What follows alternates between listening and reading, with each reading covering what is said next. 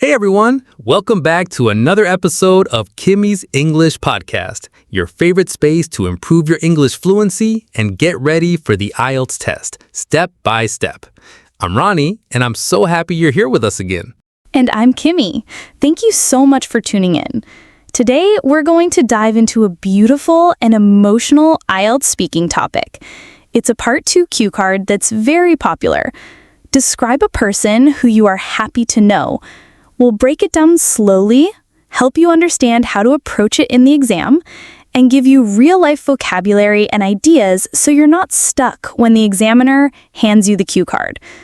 So, Rony, when a candidate sees this topic, what's the best way to structure their 2-minute talk? Great question, Kimi.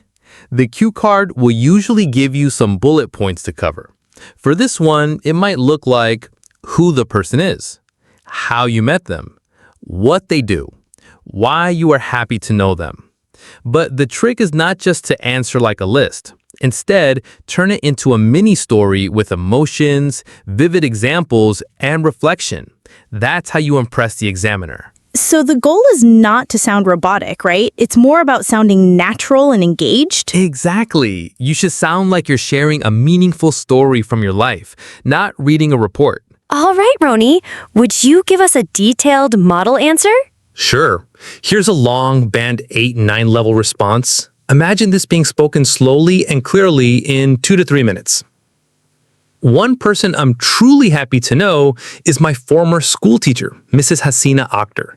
She taught me English in high school, and to this day, she continues to have a lasting impact on the way I think, communicate, and express myself. I first met her when I was in grade 9. At that time, I wasn't confident about speaking in English. I used to feel extremely shy, especially during class discussions or presentations. Mrs. Hasina noticed my hesitation, and instead of criticizing me, she patiently encouraged me to speak up, even if I made mistakes. What makes her special is her ability to connect with students not just as a teacher, but as a mentor and guide. She had this warm, motherly nature combined with a sharp mind. Her passion for the English language was infectious. She made learning exciting by sharing stories, role-playing, and even asking us to keep journals. Thanks to her, I started keeping a daily diary in English. That one small habit changed my confidence completely.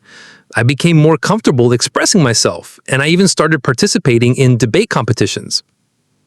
But more than her teaching style, what really touched me was her kindness outside the classroom. I remember once, during a difficult time in my family, she offered emotional support and even checked in with me regularly. That level of care is something I'll never forget. Even now, years after graduating, I stay in touch with her. We exchange messages, and she still encourages me to keep chasing my dreams.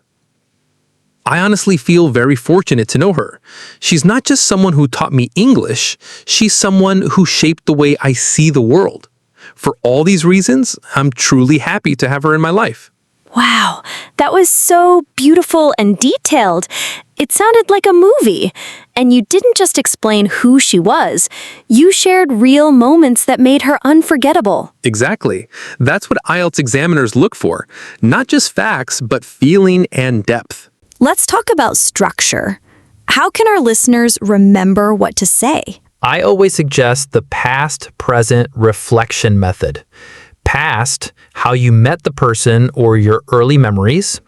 Present, what they are like now, your current relationship. Reflection, why they matter to you emotionally or how they've influenced your life. That's such a smart structure and easy to remember under pressure. All right, Rony, let's add some juicy vocabulary our listeners can use to upgrade their answers. Sure. Try phrases like, she had a lasting impact on me. I feel blessed to know this person. We instantly connected. He or she brought out the best in me. He or she played a pivotal role in my growth. A kind-hearted soul who truly listens. I love that. Brought out the best in me. That would impress any examiner.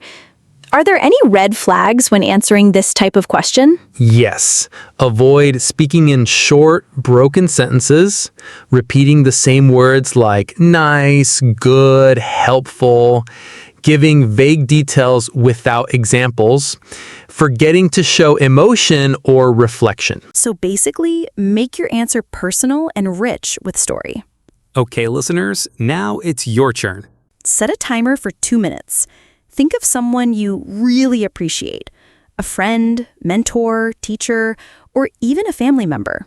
Use the tips we gave: structure, vocabulary, and emotional storytelling. Practice aloud or record yourself.